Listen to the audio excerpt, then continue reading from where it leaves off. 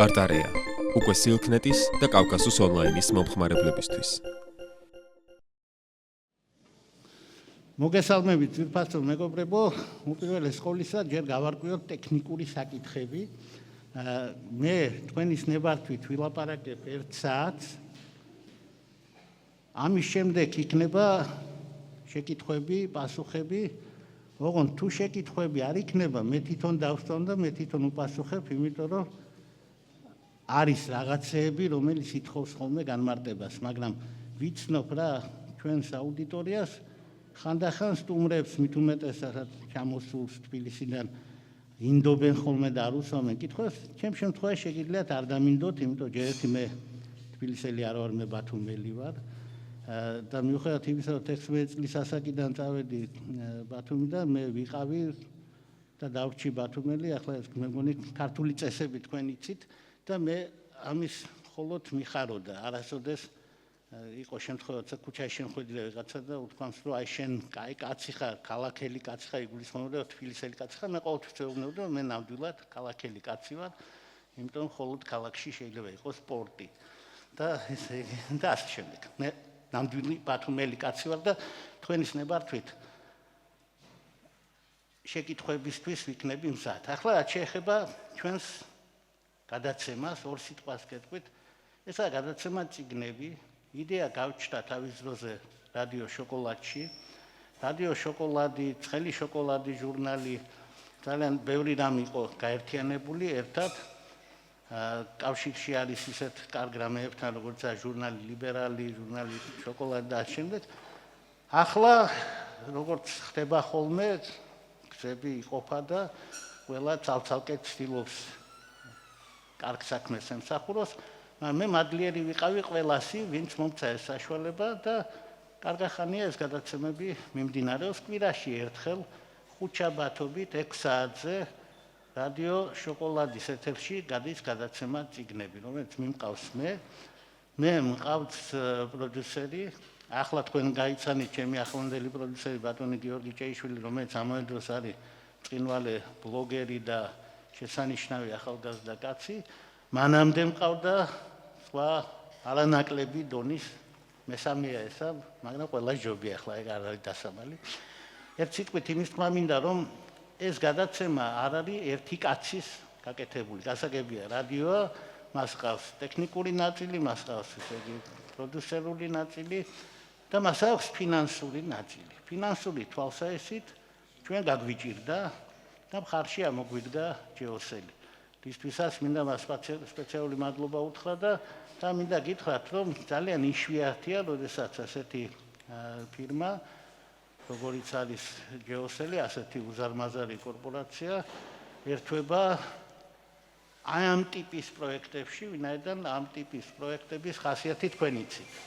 სახელმწიფოს ძალიან უჭირს ასეთი რამეების დაფინანსება და პირიქით თუ რამე იყო სახელმწიფოს ხელში გამოვიდა მისი ხელიდან და თუ შეწყდა რამე თორე ახლა არ დაწყებულა და ჯეოსელმა დროულად გამოგვიწოდა ხელი სწორედ მაშინ, როდესაც ეს ძალიან საჭიროა. მე მგონია, რომ ასეთი გადაცემა საჭიროა, იმიტომ არა რომ მე მიმყავს, შეიძლება სხვამაც წაიყვანოს და ძალიან კარგია, რომ სხვაც იქნება და კარგი იქნება თუ ამ სფეროშიც იქნება კონკურენცია.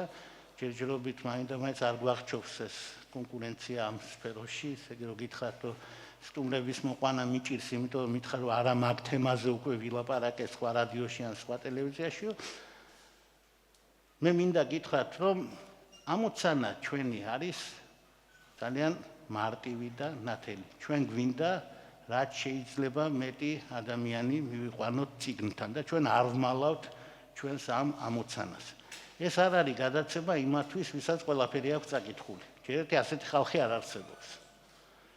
ბევრი წაგვიკითხავს ბევრს, მაგრამ ყოველთვის მოიძებნება ისეთი, რაც არასოდეს არავის არ წაუკითხავს. ახლა მე მაგალითად ჟან ჟენეზე მქონდა გადაცემა და გაირკვა, რომ ბევრმა არ იცის ვინ არის ეს მწერალი. ბევრმა არ იცის, რომ ძალიან დიდი მწერალია. თქმა იცის მარტო იმიტომ, რომ რაღაც სკანდალი იყო, ვიღაცა სკოლაში შეუტანია და სკოლაში როგორ შეიძლება ასეთი სკანდალური ავტორიო და სხვა, მაგრამ ირკვევა, რომ არის რაღაცეები, რომელიც ყველას არ წაგვიკითხავს, და ეს მე მგონი სულად ბუნებრივია. უბრალოდ გადაცემის სპეციფიკიდან გამომდინარე მე ვერ წავიყვან გადაცემას იმ წიგნებზე, რომელიც მე არ წამიკითხავს. ამიტომ გასაგებია, რომ ამ წიგნებზე მათ წოდნაზე პასუხს ვაგებ. თუ ერთ კაცს მაინც შემთხვევით მანქანაში მგზავრობის დროს ხელი წაუწდება თბილისში მაგალითად არხზე, რომელიც არის 98.5 FM-ი და იქ გაიგონებს ამ საუბარს რომელიმე წიგნზე და დააინტერესებს და მე ამ წიგნს წაიკითხავს, ჩვენზე ბედნიერი არავინ არ იქნება. მე ვიცი, რომ ასეთი შედეგი ამ გადაცემას უკვე ჰქონდა და კიდევ ექნება. მე მქონდა შეხვედრა ჩვენი გადაცემის მსმენელებთან თბილისში გოეთეს ინსტიტუტში და იმის მიხედვით როგორი იყო ინტერესი, ჩვენ დავასკვენით, რომ ამ შეხვედრებსაც აზრი აქვს. ამიტომ ზოგიერთი თქვენგანი ხართ ჩვენი გადაცემის მსმენელი, ზოგიერთი თქვენგანი შეიძლება გაახდეს ჩვენი გადაცემის მსმენელი, საქმე ის არის, რომ ყველა გადაცემა არის ჩაწერილი და ყველა დევს Facebook-ში, როგორც რადიო შოკოლადის, ისე ჯეოსელის გვერდზე. გადაცემა წიგნები დააჭერთ თითს და დღევანდელი ტექნიკა თქვენ იცით რა მარტივია, ჩამოგეშლებათ 70-მდე ჩანაწერი და რომელიც გაგიხარდებათ და რომელიც გულს ესიამოვნება, იმ წიგნზე მოისმენთ ჩემსას და ჩემი სტუმრის აზრს. ძალიან ხშირად ასევე ისმენთ ახალგაზრდების აზრს, რომელსაც შეიძლება ქუჩაში გავაჩეროთ და ვკითხოთ, აბა რას ფიქრობ ამაზე. ჩვენ არ ვეძებთ სკანდალებს და ჩვენ არ ვცდილობთ ვაჩვენოთ, რომ არავინ არაფერს არ კითხულობს, ჩვენ პირიქით ვეძებთ იმ ხალხს, ვინც რაღაცას კითხულობს. ამოცანა რო იყოს, რომ გავარკვიოთ რა მდგომარეობაა ქვეყანაში კითხვასთან დაკავშირებით, გეუბნებით ახლავე. მდგომარეობა როგორც ყოველთვის იყო, არის და ერთხანს იქნება კატასტროფული, იმიტომ რომ ჩვენი საზოგადოება ცოტას კითხულობს. მაგრამ არ მინდა ტყუილი ვთქვა, კითხველთა რაოდენობა პროცენტულად საზოგადოებაში იყო, არის და იქნება დაახლოებით 2%. ზოგიერთ ქვეყანაში ძალიან მაგარ ქვეყნებში ცივა ძირითადად და უჭირთ მზე არ არის და ასე შემდეგ, იქ შეიძლება 3%-მდე ავიდეს. რომელიმე ნორვეგიაში მაგალითად. რომელიმე რაღაც ქვეყანაში, რომელიც ჩვენზე თბილია, შეიძლება ცოტა ნაკლები იყოს, მაგალითად რომელიმე იტალიაში. განსაკუთრებით ლათინურ ამერიკაში ცოტას კითხულობენ. ჩვენ კითხულობთ იმდენს, რამდენსაც კითხულობენ ფრანგები. ასე რომ არ გვინდა ის საყვედურები ზედმეტი, რომ უკითხავი და უცოდინარი ხალხი ვართ და სხვა, მაგრამ თავის მოწონებაც არ გვინდა. ჩვენს მეზობლად ცხოვრობს ერთი ხალხი, რომელსაც აქვს სოფლიო რეკორდი ამ სფეროში და არ მინდა ვთქვა, არ მინდა მაგ ხალხის შექება არც ერთი მიმართულებით. მაგრამ როგორც არის, მოკლედ ეს სამხრეთით არ არის, რა თქმა უნდა, ეს ამბები, უფრო ჩრდილოეთით. ცივა ეთყობა იქაც. ერთი სიტყვით, მკითხველთა რაოდენობა გვყავს. დღეს რაც გაუმჯობესდა ძველ დროსთან შედარებით არის ის, რომ ადრე ვკითხულობდით ყველაფერს, რაც ხელში ჩაგვივარდებოდა, ვინც კითხულობდით. მამაჩემი მაგალითად ჩვენი სახლის წინ იყო მაღაზია, ახლა ბათუმელებს ეწვენებოდათ მაღაზიის გამგეს ერქვა აგრაფინა. აგრაფინასთან მოგეხსენებათ, რა წიგნები შემოვიდოდა, იმის ხელში ვიყავით, აგრაფინას ხელში ვიყავით, ქართული წიგნი, რუსული წიგნი, პატარა მაღაზია იყო გახსოვთ შაუმიანის ქუჩაზე და იმის ხელში ვიყავით. ბათუმის ყველა წიგნის მაღაზია, რომელიც კი იყო ამ ქალაქის სტალინის ქუჩაზე, იქ მთელი ორი იყო, ასე თქვათ, მოგეხსენებათ, ლენინის ქუჩაზე სხვა, ეს მაღაზიები ჩემთვის მაგალითად დარჩა, როგორც რაღაცა 64-ის ნაწილები, ვინაიდან იქ იყო წიგნები. ჩვენ ასეთ დროში ვიცხოვრეთ, რომ ჩვენ წიგნი ოღონდ გვეშოვა, ხელში ჩაგვეგდოდა, ჩვენ გვიხაროდა. და ვიკვირდა, რომ ვიღაცებს ჰქონდათ წიგნები, მე მყავს მეგობრები, გვარს არ დავასახელებ, მაგრამ ბათუმთან ახლოს არის ის ოჯახი, გვარს სპეციალურად არ დავასახელებ, იმიტომ ვპარავდი წიგნებს, მე ვაბრუნებდი. მაგრამ იმის რომ არ უყვარდა წიგნი რომ გადიოდა სახლიდან, მაგრამ რო არ ყოფილიყო პრობლემა, სუპერი ქონდა ხოლმე გარეგან და რამე შეუდებდი სხვა წიგნს, რომ ლენინის ტომს სხვა და წამოვიღებდი კარგ წიგნს. იმ ოჯახში არ კითხულობდნენ, მე ჩემმა მეგობრებმა, ძმებმა ორივე ერთად დაიწყეს კითხვა და მამხილეს და მე ესე იგი მე ეს დამეკარგა, იმიტომ რომ დიდ თანხმობის პირი იყო და კარგი წიგნები ჰქონდა. დღეს ეს ვითარება შეიცვალა. დღეს აგერ ყოველ დღე მატყობინებს ტელეფონი, ინტერნეტი გვაქვს ყველაფერი, რომ აი ლიტ ჯიზე დაიდო მაგალითად შესანიშნავი რომანი, აი დღეს მაგალითად მოვიდა შეტყობინება, რომ თუ გინდათ შეგიძლიათ ლიტერატურული შედევრებიდან შეიძინოთ მაგალითად ჯეინ ოსტინის სიამაყე და ცდარი აზრი, ასე არის ქართული თარგმანი, ჩვენ მაგ ციგზე სხვა შორის ქონდა გადაცემა, ყავდა მთარგმნელი სტუმრად, აი დღეს ელექტრონული სახით დაიდო და ვისაც ტაბლეტი აქვს, ან აიპადი აქვს, ან ტელეფონი აქვს, ვისაც კითხვა უყვარს, თუ უნდათ ელექტრონულადაც არსებობს. ელექტრონული წიგნები ცოტა უფრო იაფია, ვიდრე ბეჭდური წიგნები. და ხანდახან უკეთესი მოსახმარია, განსაკუთრებით მინდა ვხედავ აქ პედაგოგებს, უთხრა, რომ საგამოცდო მასალას ვამზადებ, ელექტრონული წიგნი ჯობია, იმიტომ ძიება აქვს და მე მაგალითად გამოცდაზე ასე ვაკეთებ, რომ ნაწყვეტი მაქვს და ვეკითხები, რა ნაწყვეტია, რომელი ნაწარმოებიდანა, რომელი პერსონაჟი ამბობს, ვის ეუბნება. იტყვის, წაუკითხავს, არ იტყვის, არ წაუკითხავს, ასე ვამოწმებთ იოლად. ერთი სიტყვით იმის თქვა მინდა ჩემო თვითფასო მეგობრებო, რომ წიგნებთან მიმართებაში ჩვენი გადაცემის და ამ შეხვედრების ამოცანა გავამრავლოთ კითხველი, ჩავითრიოთ ისინი ამ საქმიანობაში და ისიც გამარტოთ, რატომ გვინდა ეს გავაკეთოთ. სანამ გადავალ უშუალოდ იმ თემაზე, რომელსაც დღეს მიუძღვნით ჩვენ შეხვედრას. უპირველეს ყოვლისა მინდა გითხრათ, რომ ეს არ არის ჩემი ბრმა რწმენა, რომ კითხვა კარგია. ასე მარტივად არ არის საქმე. ეს არის არა რწმენა, არამედ ესაა ღრმა და დამტკიცებული მეცნიერულად ცოდნა იმის შესახებ, რომ მხოლოდ მხატვრულ ლიტერატურას აქვს უნარი განავითაროს წარმოსახვა. არაფერს სხვას არ შეუძლია წარმოსახვის განვითარება. ვერ ავითარებს ასეთი. ისეთი რამ არის ეს წარმოსახვა, რომ მას ავითარებს მხოლოდ გამონაგონი სამყარო. მხოლოდ ტყუილს შეუძლია ცხოვრება ასახოს. მხოლოდ ტყუილს. ყველაზე დიდი მწერალი ამბობდა, რომ მე ყველაზე დიდი მატყუ არა ვარ. ეს ფოლკლორის სიტყვებია, ერთ-ერთი ყველაზე დიდი მწერალი. ტყუილი, ანუ გამონაგონი, გვაძლევს საშუალებას წარმომსახოთ. წარმოსახვა კი ადამიანს ჭირდება. ახლა იმასაც გეტყვი, რაში ჭირდება და დავამთავრებთ ამ ამბავს, რატომ ჭირდება ეს კითხვა. საქმე ის არის, რომ ამერიკაში მაგალითად სანამ ბიზნესს შეუდგებოდეს ვინმე, მას ასწავლიან იმ ტიპის უნივერსიტეტებში, რომელიც არის ეგრეთ წოდებული liberal arts, ანუ თავისუფალი ხელოვნება. წარმოსახვას სადაც ასწავლობენ ლიტერატურას, ისტორიას და ენებს. და არა ბიზნესს, კალკულაციას და კალკულუსს და ასე შემდეგ. გასაგებია რატომ? იმიტომ თუ არ გაქვს წარმოსახვა, ვერანაირ ბიზნესს ვერ მოიფიქრებ.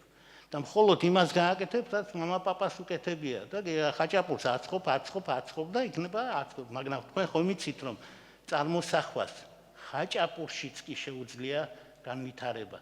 ჩვენს თვალწინ წარმოიქმნა მეგრული ხაჭაპური, არ მითხრათ ახლა, რომ ადრე ისტორიულად არსებობდა. ჩვენს თვალწინ აი ახლა ამ წუთას ქალაქ ბათუმში გია აგრბამ გააჩინა ეგრეთ წოდებული თომ გამოცლილი ხაჭაპური. გია და მისი აჩიშჩენი.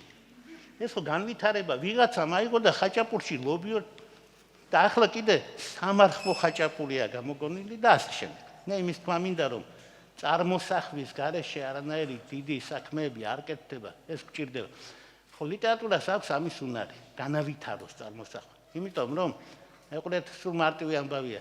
ამას წინათ გადიოდა კარგი ფილმი, ქვია დიდი გეტსბი. თამაშობს კარგი მსახიობი. არის დიდი სიმდიდრე. უყურეთ და თავიდან ბოლომდე აღმოჩნდა სისულელი. არის ვარგა.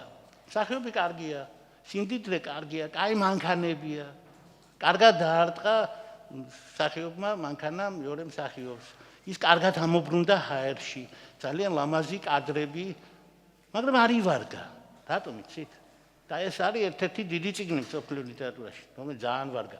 არის ვარგა, იმიტომ რომ პოპულარული წიგნი ხალხმა იცის, წაკითხული აქვს და წარმოსახული აქვს. და დიდი გეტსბი არ გავს დიკაპრიოს, სხვანაირადაა წარმოსახული. არავის თვალში არ გავს. ძალიან იშვიათია, რომ პერსონაჟი იმას გავდეს, რაც ჩვენ წარმოგვიდგენია. მე ერთადერთი გამონაკლისი მახსენდება, აგერ ამას წინათ გარდაიცვალა ანა კარინინას როლის რუსი შემსრულებელი კალბატონი სამოილოვა, რომელიც ალბათ მართლა გავდა ანა კარინინას ბევრისთვის. ეს ძალიან დიდი იშვიათობა. წარმოსახვა კიდევ ერთხელ გეუბნებით არის ყველაზე მთავარი რამ, რასაც ლიტერატურა გვაძლევს, შესაბამისად ლიტერატურა ეს არის როგორც ფოლკნერი გვასწავლიდა სიცოცხლის მფარველი. წერალი იცავს სიცოცხლეს. ლიტერატურა იწერება იმისთვის, რომ ჩვენ არ მოვკვდეთ, რომ ადამიანი გადარჩეს. გადარჩეს იმით, რომ ჩვენ უნდა შეგვახსენოს წარმოსახვით, რომ ჩვენ რაღაცა გაგვიკეთებია, კარგი რამ გაგვიკეთებია. შეგახსენებთ, რომ დანტეს გენიალურ პოემაში ერთი მდინარე კი არა დავიწყების მდინარე, არამედ ორი მდინარეა, დავიწყების და გახსენების მდინარე. ლიტერატურა ეს მეორე მდინარეა. დავიწყების მდინარეში ჩვენ რო შეგვიყვანენ ლეთეში, ჩვენ დაგვავიწყდება ყველაფერი, რაც ცუდი გაგვიკეთებია. მაგრამ ჩვენი მეხსიერება ცუდია, ჩვენ გვავიწყდება ისიც კი, რაც კარგი გაგვიკეთებია. დიახ, ესეთებიც ვართ ჩვენ. ზოგიერთ არავიწყდება არაფერი თუ რამ გაუკეთებია, მაგრამ გარწმუნებთ, ბევრი სიკეთე გაქვთ გაკეთებული, რომელიც აღარ გახსოვთ. ზოგიერთზე არც იცით, რომ სიკეთე აღმოჩნდა ვიღაცისთვის. ამიტომ არსებობს ევნოე მეორე მდინარე, რომელშიც შეხვალ ცოდვები უკვე დავიწყებული გაქვთ და თუ კი რამე სიკეთე გაგიკეთებია, ყველაფერს გაგახსენებთ და აი ამ ცოდნით გაგიშვებს სამოთხეში. ეს ხდება მიწიერი სამოთხიდან სეციურ სამოთხეში გადასვლის დროს დანტეს დაებრივი კომედიის მიხედვით. ლიტერატურა არის ეს მდინარე, რომელმაც უნდა გაგვახსენოს, რომ ჩვენ გადაგვიდგამს ნაბიჯები, ჩვენ კაცობრიობას, ჩვენ ადამიანს, გაგვიკეთებია რაღაც ისეთი, რის გამო ჩვენ უნდა ვიყოთ ცოცხალი. ამაზე გველაპარაკებთ. და აქედან მივალ უშუალოდ იმ თემაზე, რომელზეც დღეს უნდა ვილაპარაკოთ. მე ნამდვილად არ მეგონა, რომ ვილაპარაკებდი თემაზე ზღვა და ლიტერატურა და გავიხედავდი და ჩემს წინაშე იქნებოდა ორი ზღვა ხალხი და შავი ზღვა. ამ შემთხვევაში კეთილგანწყობილი ზღვა, რომელსაც იცით თქვენ ორი სახელი აქვს, არა კეთილგანწყობილი და კეთილგანწყობილი, ასეთები ვართ ქართველები, ხან ისეთები ვართ, ხან აქსეინოსები ვარ და ხან ეუქსეინოსები. ძირითადად, რა თქმა უნდა, ჩვენ ეუქსეინოსი ხალხი ვარ, ჩვენ გვიყვარს სტუმრები, უცხოელები, ამ ხრივ ჩვენ საყვედური არ გვეთქმის. მე ახლა ხან ჩამოვედი საკმაოდ ხანგრძლივი მოგზაურობიდან და ვიყავი იმ სამყაროში, სადაც უცხოელები არ უყვართ.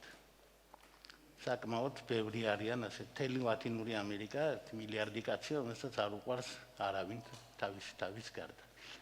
და ერთ-ერთ ასეთ ქვეყანაში ახლა დღეს დაიწყება ბევრი უცხოელის ტანჯვა, იმიტომ ისინი ნახავენ, რომ ყველას არ უყვარს უცხოელი და არსებობს იმ ქვეყანაში სპეციალური ტურისტული პოლიცია, რომელიც მუშაობს მარტო ტურისტების ძარცვაზე. მე ორჯერ გამძარცვეს მაგ ქვეყანაში 3 დღის განმავლობაში, მაგალითად. რომ გამიშვან კიდე წავიდოდი, რა თქმა უნდა, განსაკუთრებით დღეს. სხვა და ლიტერატურა კი გახლავთ ის თემა, რომელიც ძალიან ახლობელი უნდა იყოს ჩემი მშობლიური ქალაქისთვის, იმიტომ რომ ბათუმი არის მზის, ზღვის და სიყვარულის ქალაქი. სპეციალურად თქვი ეს სამი რამ, იმიტომ რომ ასე დაახასიათა თავისი მშობლიური ქალაქი ორანი, ხმელთაშუა ზღვის სანაპიროზე, დიდმა ფრანგმა მწერალმა ალბერ კამიუმ. სხვა ქალი მზე, თქვა მან. მე სიტყვა ქალი შევცვალე სიყვარულით, იმიტომ რომ მიღებული გვაქვს სათანადო ანტიდისკრიმინაციული კანონი და ქალებიც გვინდა შევიყვანოთ საქმეში და შეიძლება კაცი უყვარს ქალს ახლა. სხვა ამბები არ მქონია მხედველობაში. ამიტომ სხვა ქალი არა, სხვა სიყვარული და მზე. ბათუმში შეიძლება მზიანი დღე არ იყოს, მაგრამ ყველამ ვიცით, რომ ეს არის მზიანი მხარე. ბათუმში შეიძლება სიყვარული არ იყოს, მაგრამ ყველამ ვიცით, რომ ეს ძალიან დროებითია. ეს სიყვარულობის წვიმა შეიძლება მოდიოდეს, გადაიღებს აუცილებლად. ბათუმში არასოდეს არ უწმია 24 საათი მიყოლებით. ასეთი რამ ისტორიაში არ არის დაფიქსირებული. ის აუცილებლად ჩერდება ხოლმე. დღესაც კი რო წვიმდა, ჩერდებოდა ხოლმე და ახლა გაჩერებული არის, იმიტომ რომ ასეთ დროს მათ იციან, რომ ჩვენ სალაპარაკო გვაქვს ლიტერატურაზე და სოფლიო ლიტერატურისთვის ზღვის თემა განსაკუთრებით მნიშვნელოვანია იმიტომ რომ მნიშვნელოვანი აღმოჩნდა იგი პირველივე ძეგლიდან. სოფლიო ლიტერატურას აქვს პირველი ძეგლი. და აქ მინდა ერთი რამ გითხრათ, ამას წინათ ჟურნალისტი მოვიდა და მითხრა აკობიას სახელმძღვანელო თუ გახსოვთო. მე ვუთხარი, რას ამბობთ, მე მოხუცი კაცი ვარ, მე აკობიას სახელმძღვანელო როგორ არ მახსოვს, მაგით ვისწავლეთ აკობია და კიდევ ვიღაცები იყვნენ ჩვენი სახელმძღვანელოს ავტორები, ცოტა საეჭვო სახელმძღვანელო იყო, ქართული ენისა და ლიტერატურის კურსის ლიტერატურული ნაწილი იყო ძალიან სუსტი და ენობრივი ნაწილი პირიქით იყო ძალიან ძლიერი. ამიტომ დღევანდელმა ხელისუფლებამ წინამაც და ამჟამინდელმაც ენა ამოიღო, რომელიც ძლიერი იყო და ლიტერატურა დატოვა, რომელიც სუსტი იყო და ეტყობა ესეთი ჭკვიანური ნაბიჯი თლათ სწორი არ არის და ენა დაბრუნდება სკოლაში მე იმედი მაქვს. ახლა იმას ასწავლიან ლიტერატურასთან ერთად, მაგრამ ცალკე ჯობდა. ერთი სიტყვით ის სახელმძღვანელო გამახსენეს თუ გახსოვს და როგორ არ მახსოვს. პირველივე გვერდზე ეწერა ღრმა აზრი. რომელიც ჩაგვებეჭდა თავში და მეგონა რომ ასეა, რადგან პირველ გვერდზე წერია სახელმძღვანელოში ასე იქნება. შუშანიკის წამება კარგი ნაწარმოებია. ამიტომ იგი არ შეიძლება იყოს პირველი ნაწარმოები, იმიტომ პირველი როგორ შეიძლება იყოს კარგი. ღრმა აზრია და მე დავიმახსოვრე რომ ასე უნდა იყოს და მე აღმოაჩინა რომ სოფლიო ლიტერატურის პირველი ძეგლი არის რატომღაც კარგი. ევროპული ლიტერატურის პირველი ძეგლი ძალიან კარგია რატომღაც. სოფლიო ლიტერატურის პირველი ძეგლი, რომელსაც ქვია გილგამეშიანი, არის ერთ-ერთი ყველაზე დიდი შედევრი, რაც დაწერილა. თქვენ იცით, რომ კაცობრიობა მიცხოვრა მის გარეშე, მაგრამ 1850 წლიდან ნელ-ნელა ეს ძეგლი შემოდიოდა და ის ნაწილობრივ იქნა აღმოჩენილი და გაზეთმა გარდიანმა 1000 ფუნტი დადო, მაშინ ეს დიდი ფული იყო. თუ ვინმე იპოვიდა გაგრძელებას და წამოვიდა ხალხი იყიდეს თიხის ფირფიტები, რომელიც ეყარა იმაში, რა ქვია, ახლო აღმოსავლეთში, ერახში, აი იმ ადგილებში, სადაც ახლა ბრძოლები მიმდინარეობს, ქალაქები მოსული, ტიკრი, ზუსტად მაგ აღმოჩნდა 300-მდე ფირფიტა, რომელთაგან 6-მა გააგრძელა და დაამთავრა გილგამეშის ეპოსი. ახლა ეს მეტნაკლებად სრულყოფილი ეპოსია, რომელშიც პირველივე ნაწარმოები, რომელშიც ლაპარაკია იმაზე, თუ როგორ წავიდა ადამიანი უკვდავების მოსაპოვებლად. ის ცხოვრობდა კარგად. ის იყო ბედნიერი, ის იყო მეფე, მან ააგო ქალაქი, მან პატივისცა დააშენ და მოულოდნელად მას გაუჩნდა ჯერ კონკურენტი, რომელიც იქცა მერე მის მეგობრად და ეს მეგობარი დაკარგა და მან დაინახა, რომ არსებობს სიკვდილი და არ მოუნდა და წავიდა უკვდავების მოსაპოვებლად. ხოლო უკვდავება ზღვიური ტერმინი აღმოჩნდა და უკვდავება არის ის, რასაც გალაქტიონმა უწოდა გაღმა ნაპირი. უკვდავება აქ ამ ნაპირზე არ არის. უკვდავება ზღვის მეორე მხარესაა. ამიტომ საჭიროა ეგ გადაცურვა. ჩვენმა გმირმა ეს მოახერხა, გილგამეშმა ეს მოახერხა, ის იქ აღმოჩნდა. იქ ნახა ერთადერთი უკვდავი კაცი, რომელიც წარღვნას გადაურჩა. და ამ უკვდავმა კაცმა უთხრა, რომ უკვდავების მოპოვება შეუძლებელი არის მარტო ერთი ბალახი, რომელიც არის ზღვის სიღრმეში. თუ ამ ბალახს დაეუფლები, ის ახალგაზრდობას დაგიბრუნებს. ჩვენ არ ვიცით ამის მერე ახალგაზრდა უკვდავი იქნება თუ არა, მაგრამ დაბრუნებაზეც არ ვართ წინააღმდეგი. გილგამეშმა ეს ყვავილი მოიპოვა. წვალებით, რა თქმა უნდა. ამიტომ ამ პოემას ქვია, რომელმან სიღრმე იხილა.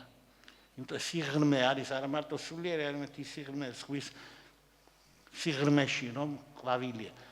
მაგრამ გილგამეში შეაცდინა იმან, რაც გვაცდენს ჩვენ ყველას ადამიანებს. მას მოუნდა ბედის გამოცდა. მან თქვა, მე ამ ყვავილს დავასინჯებ უხუცესებს. აბა ნახოთ თუ გაახალგაზრდებს და მხოლოდ ამის შემდეგ ვიხმარ საკუთარ თავზე.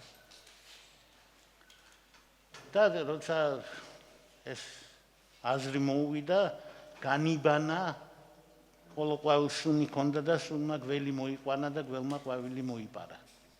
და ადამიანმა ის უკვდავება, ამკვდავების ნაცვალი, რაც იპოვა, დაკარგა.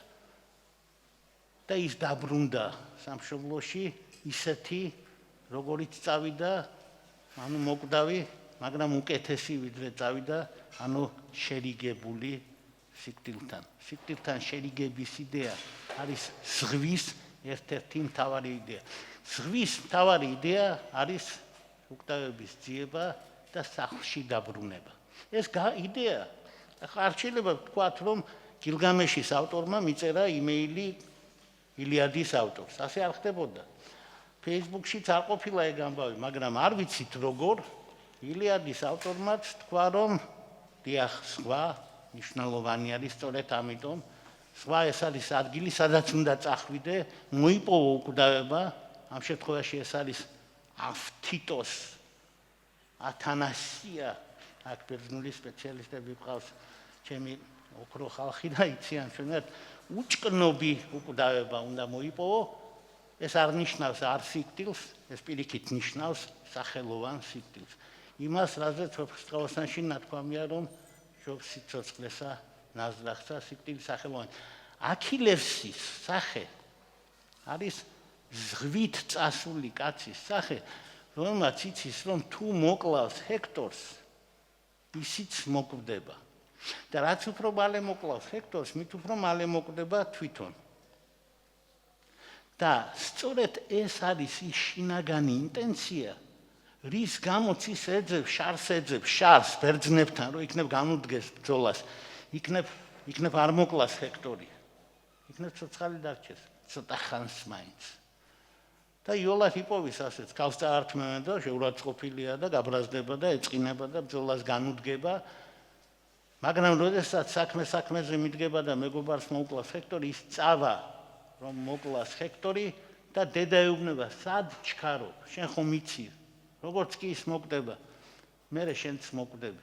და მან თქვა, უმჯობესია მე მოვკვდე ღრმა მუცლიან ხომალდებთან, ვიდრე ჩემიანებმა დამინახონ, რომ მე სიკვდილის მეშინია და ვაპირებ შერცხვენილ სიცოცხლეს.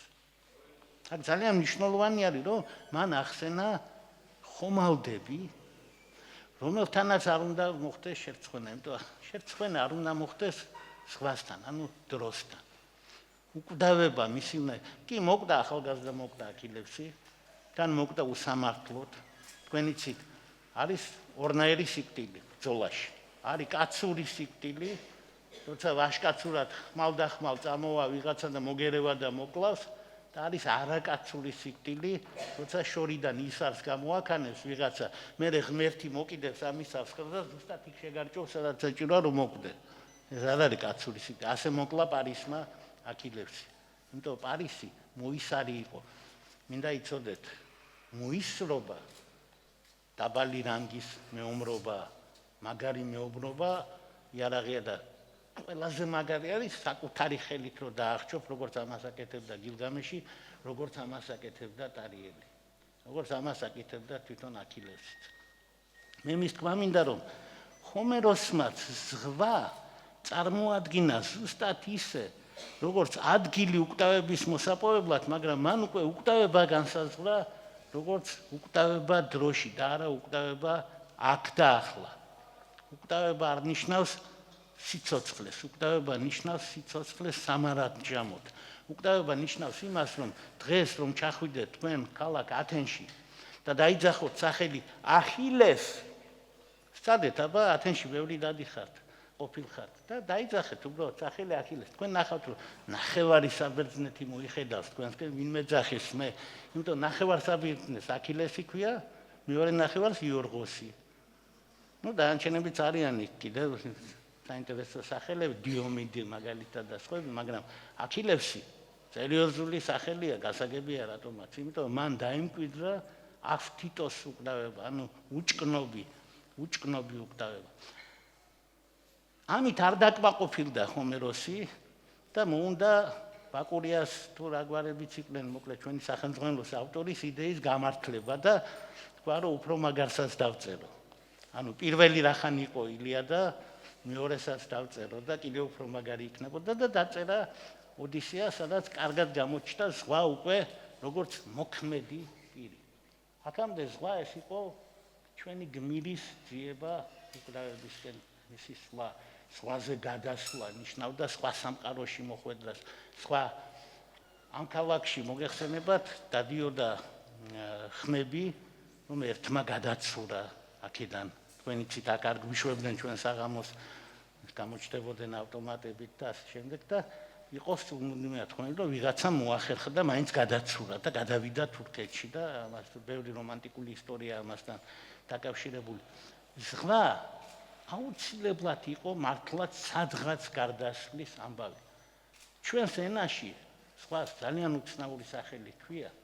ჩვენ შეიძლება ითქვას ზურგით ვდგავართ ზღვასთან, მაგრამ ეს ასახსნელია და ახსნადიც არის რატომ და როგორ იყო, მაგრამ სხვა ხალხები ზღვასთან გაცილებით უფრო გახსნილები იყვნენ.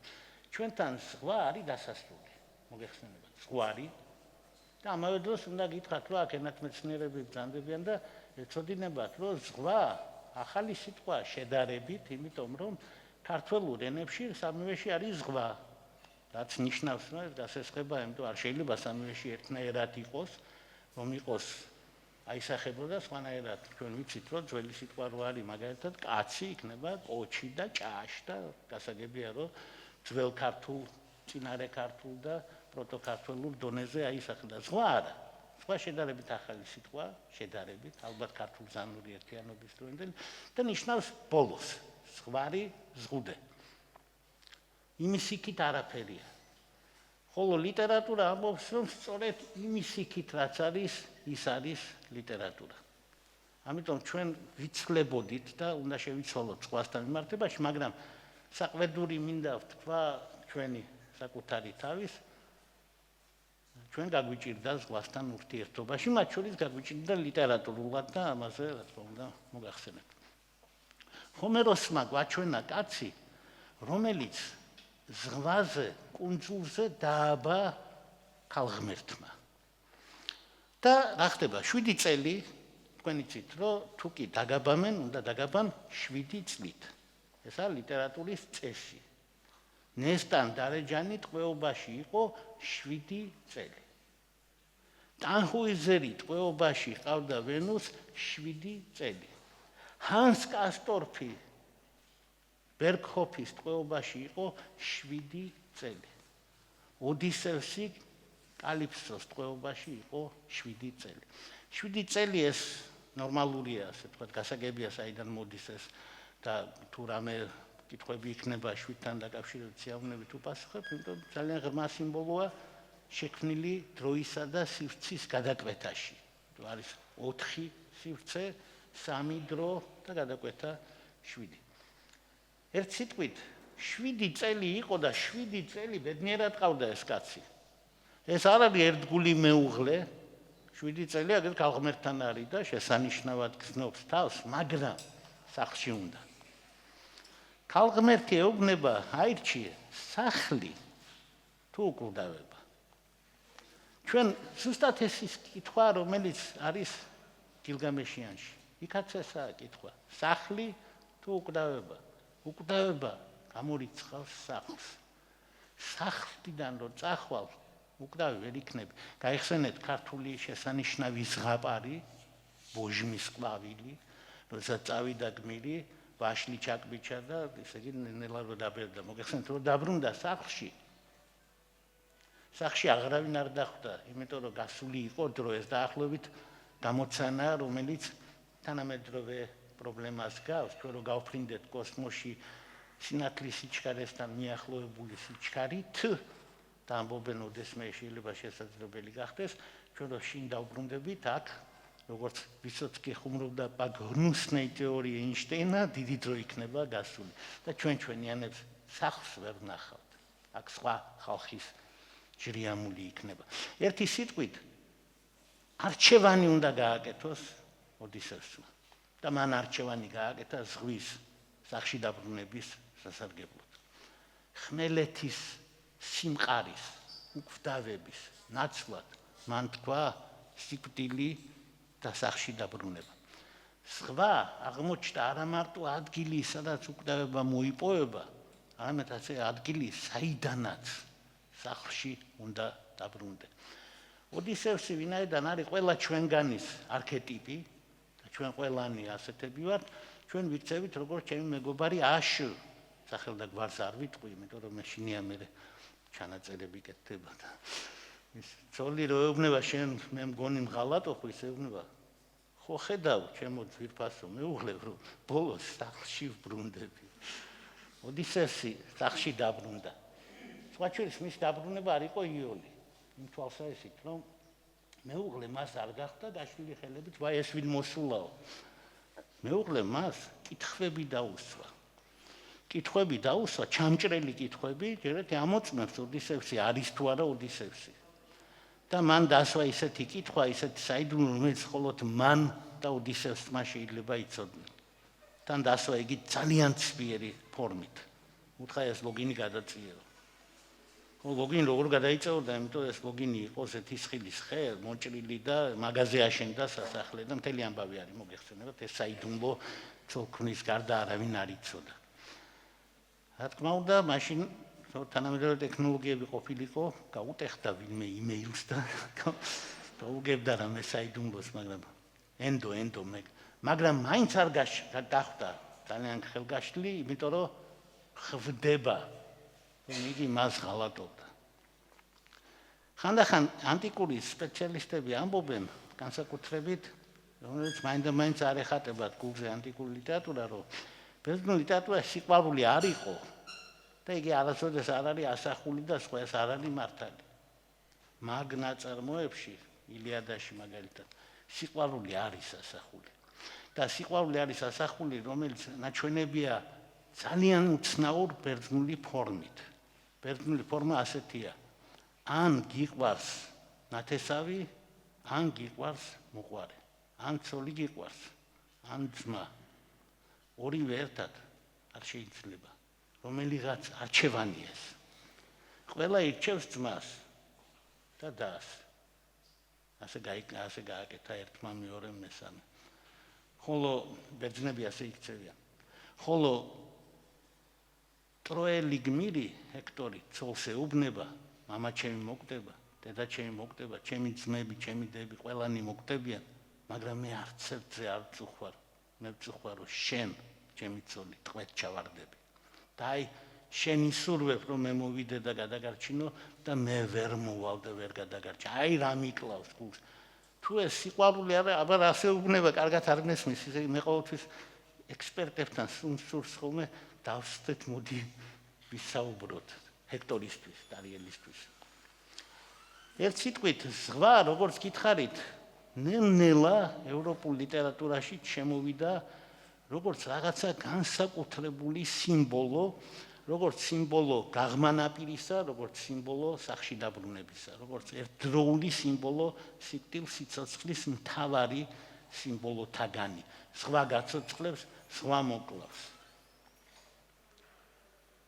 მთაზე ავიდა ზღვაში ჩავიდა ასეთი სიტყვებით ახასიათებენ ერთ შუმერულ მეფეს მეტი არაფერი 4 სიტყვა და ჩვენ ვიცით რომ ის დიდი კაცი იყო ახლა მთაზე წავიდა და ზღვაში ჩავიდა ჩვენ უნდა გვესმოდეს რომ ეს ორი სიმბოლო თავიდანვე დაუპირისპირდა ერთმანეთს ეს ორი სტიქია მთის სტიქია რომელზეც მე ვილაპარაკებ თაში რომ ვიქნები სადმე ყაზბეგში რომ ექნება შეხვედრა და ზღვის სტიქია რომელზეც ჩვენ აქ ვილაპარაკობთ სხვა სახში დაბრუნების და სიყვარულის ასოციაციები შექმნა და ვიცით რომ ამ ნაწარმოებს ჰქონდა გაგრძელება ასე ვთქვათ ჰომეროსის ოდისეას ჰქონდა გაგრძელება ჩვენ ჰქონდა გადაცემა პირველივე გადაცემა მე ავიღე და ყველაზე კარგ 3 წიგნს მიუძღვენი როგორც მე წარმომედგინა ერთ თემაზე 3 წიგნი იშვიათია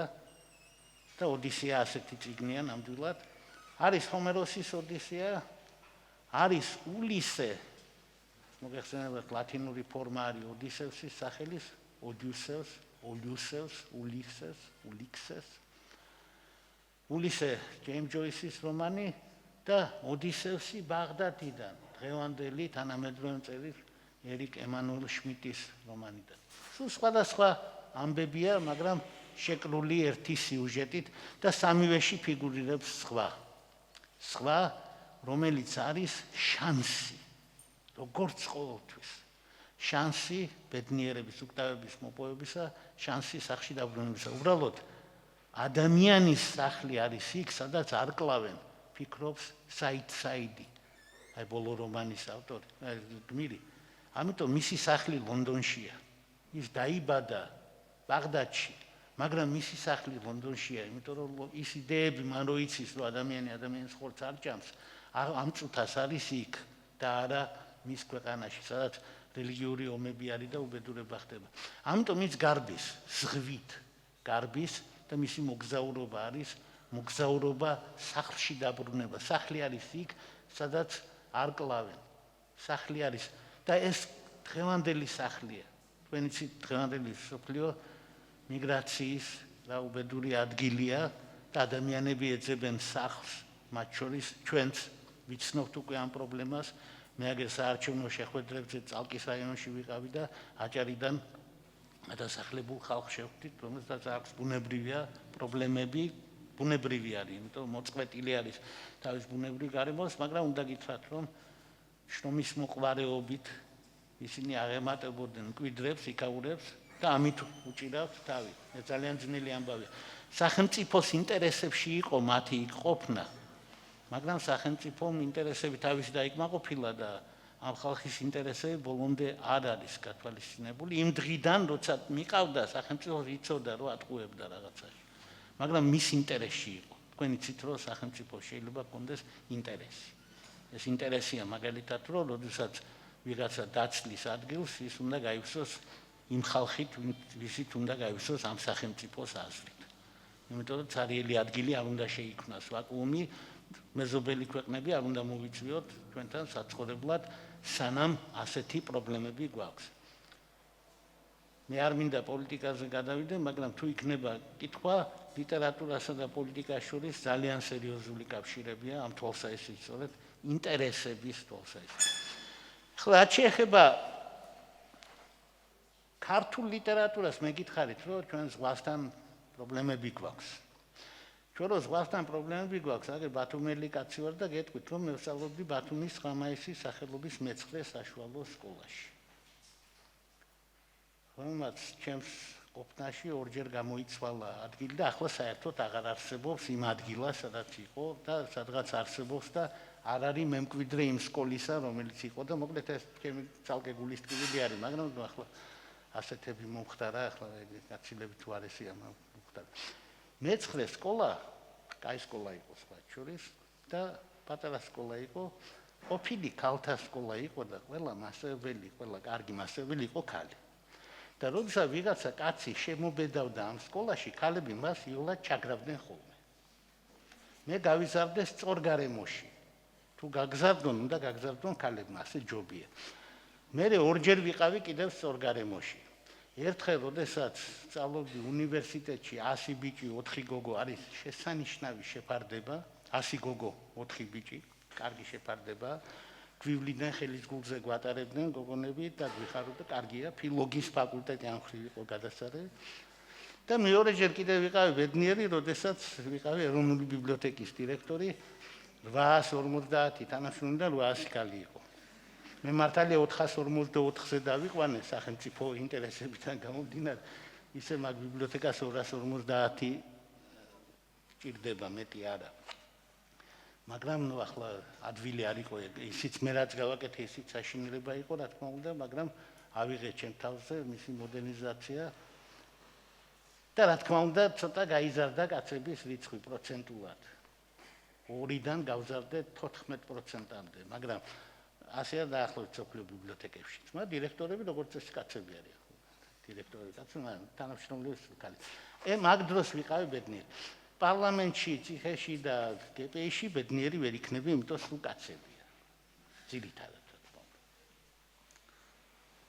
მაგრამ ძალიან ბედნიერი ვარ ამ გადაცემების გაკეთების დროს, იმიტომ რომ ჩვენი მსმენელების დიდი ნაწილი ქალები არიან. მათ შორის ახალგაზრდებიც. და ძალიან საინტერესო არის. უნივერსიტეტში ამასწინათ ჩატარდა სპეციალური დიდი კონკურსი, აბა ვინ გაიმარჯვებს რაღაცა და 10 გამარჯვებულიდან 9 იყო ქალი. ერთი ბიჭი იყო და ყველა მეჭვის თვალი დაათვალიერა, ამას რა უნდა აქ ეს იგი რატომ დააკითხებს ამას ციგნებს, ამიტომ ჩემი ის რო გამოვა პროდიუსერი აქ და ბევრი წიგნი რო აქვს საკითხული ცოდეთ ეგ ცოტა იშვიათი ხილი არის დღევანდელ ახალგაზრდებში მე ჩემი სტუდენტების მიხედვითაც ვჩელო თუმცა ყავს ასეთი ბიჭებიც ყავს ასეთებიც ეს იმიტომ გითხარით მე-9 სკოლის ამბავი რომ ჩემი კლასიდან სამი შორეული ნაოსნობის სამი კაპიტანი და 2 შტურმანი და შემდეგ გაიზარდა ცურვა ვიცოდით 2-მა